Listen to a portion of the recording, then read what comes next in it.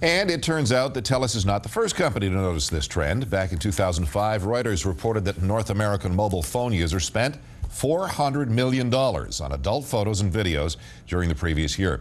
Now, joining us now to talk more about this topic is Associate Professor of Marketing Nick Bontis from the DeGroote School of Business. Hi, Nick. How are you doing today? I'm doing great, thank you.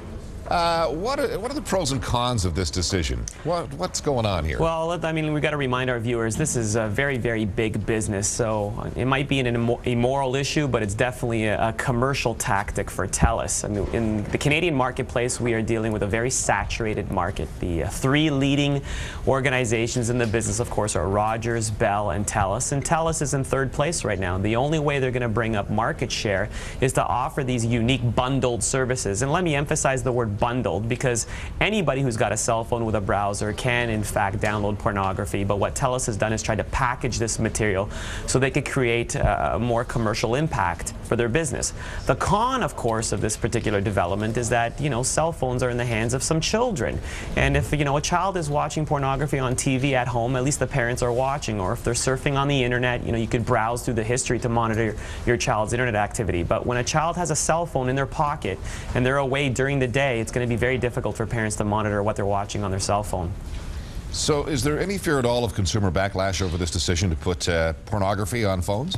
Absolutely, and we're seeing that already. I mean, throughout the weekend on the message boards of telecommunications websites across the country, there was major backlash. I suspect that there will be a significant number of Telus subscribers that will not renew their contracts. So the market is voting with their feet.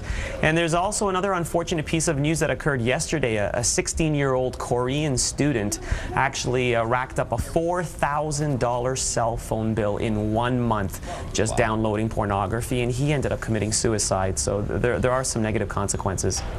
So how much cash? I know we mentioned $400 million was made by North American mobile phone users last year on adult videos and photos. We're talking huge amounts of money here, right? Yeah, absolutely. This is a $2.1 billion industry worldwide. Very, very large corporations are getting involved.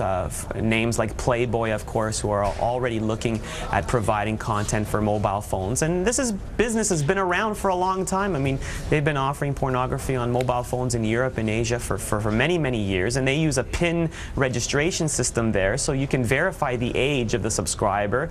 So this may be an immoral issue, but it's definitely not an illegal one. And in Hong Kong, it's huge business. Lots of businessmen have what are called virtual girlfriends.